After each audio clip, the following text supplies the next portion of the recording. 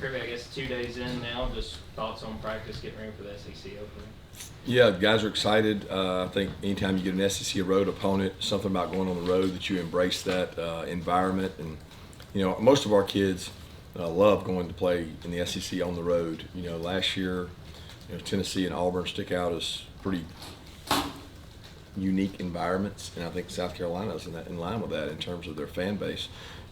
Last year was really unique for everybody because we were coming off COVID, and none of the kids had seen an environment like that. So we had 2 classes of guys who had not, and now most of them got to see it last year. So our freshman group will be the first time getting to see that kind of raucous and rude bus arrival, and obviously the white towels. So it's something that our kids embrace, and we look forward to playing in that environment.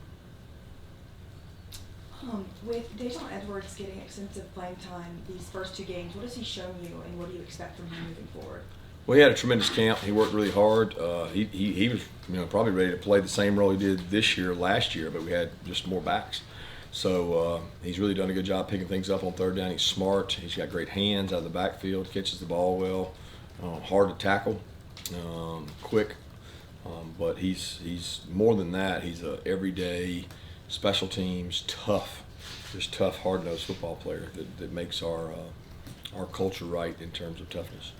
Coach, I know South Carolina certainly wants to run the football better than they have to this point, but considering the way they sling the ball around and everything, how do you feel about your secondary, their ability to just cover and be able to handle a team that right now at least is slinging the ball around a lot?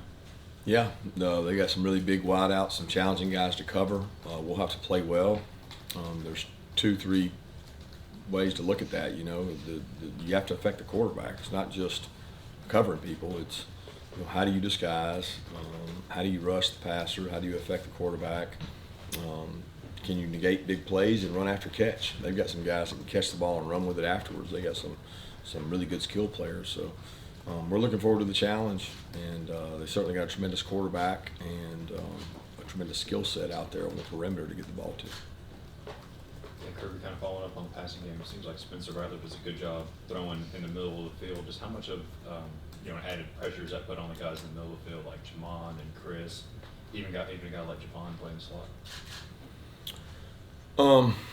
There's pressure all over the field when you got to play one-on-one. I don't look at it as the middle of the field or the outside part of the field.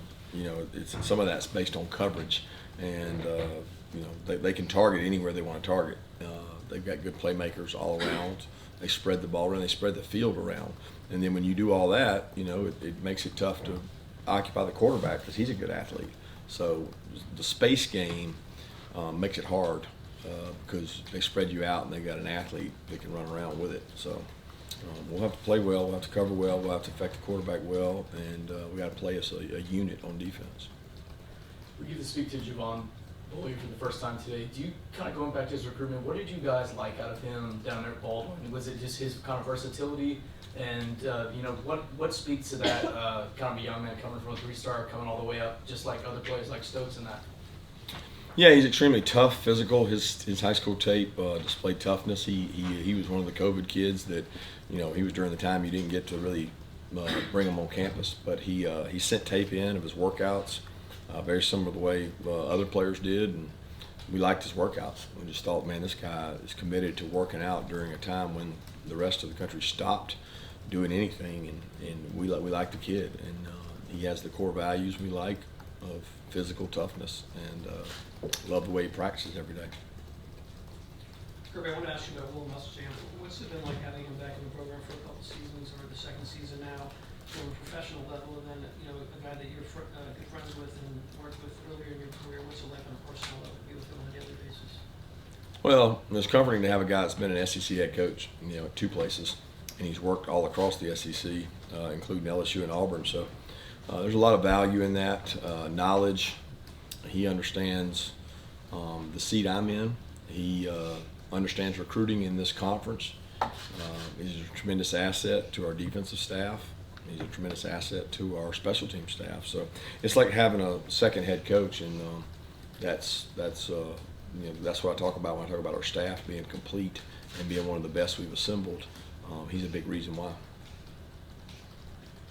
Kirby, it's no secret, 7 years ago before this job opened, South Carolina was talking to you. What did you see? What do you think of South Carolina's job and program? Obviously, it shares a state with another power, but it doesn't have as many resources, but seems to have a pretty strong fan base. Yeah, I've always thought South Carolina's got, even when we played and they came into the conference and we played and Brad Scott was there, they have tremendous following, fan base. I mean, they fit the SEC culture in terms of, their fan base and their commitment to facilities and winning and environment. They have all those things. It's not a huge state, so they know they have to go outside the state to win battles. They come into Georgia a lot. They've gone to Tennessee a lot. They're closer to the eastern seaboard, some of the D.C. area, and they've got some really good players from that area because they're the closest SEC school by car to get there. So Shane's done a good job there, and they'll probably continue to do a good job because they recruit well.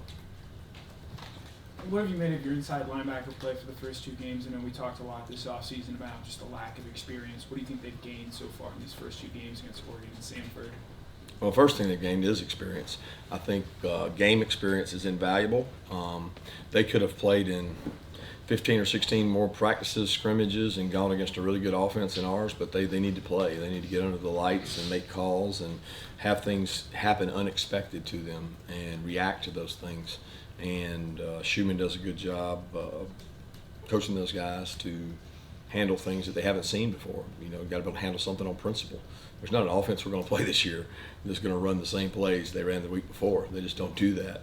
They move people around, they tweak them, they hide things, and you got to do things on principle. And I think those 2 guys, and even the other guys, Ryan and Tresman, have played well to spell those guys.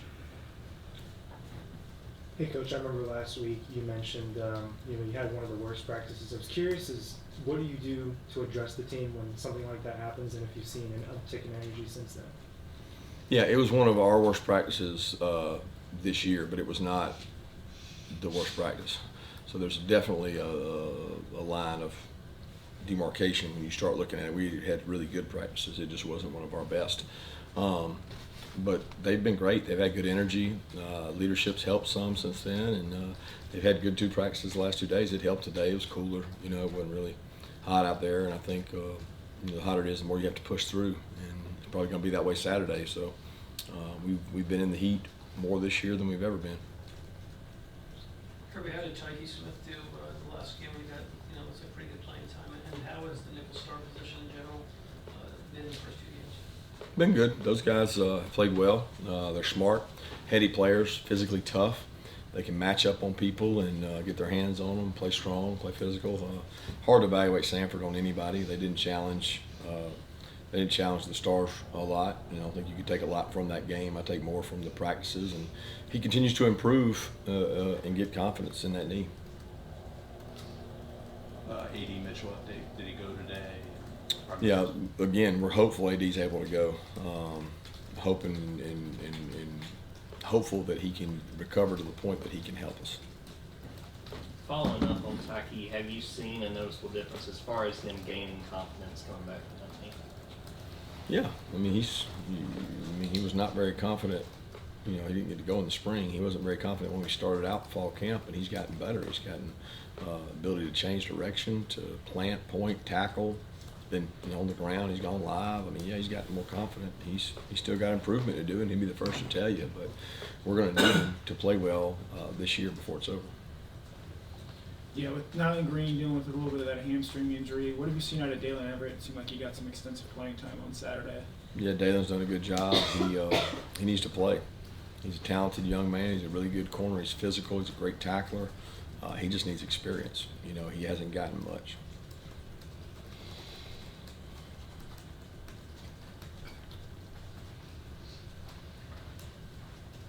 Coach, I know we asked you about Bear Alexander the other day, but I wondered about Christian Miller, and I know Shone Washington got in the other day, looked like he made a good player too. Yep, both those guys are developing. They go on the scout team each day. They're going against the number 1 O-line and getting better by the day.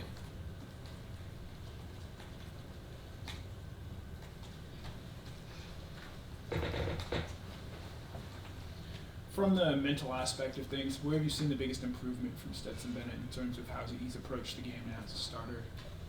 I think confidence in himself. That's the biggest change. I mean, he prepared the right way last year. He continues to prepare the right way in terms of what he watches on Monday, Tuesday, Wednesday. You know, what his answers are, what run checks we have, what pass checks we have, what decision-making process we have. He gets better and better at it with reps, but he's got confidence in himself, and he's seen himself play well in big moments. I think that helps the quarterback be able to play with a little more composure.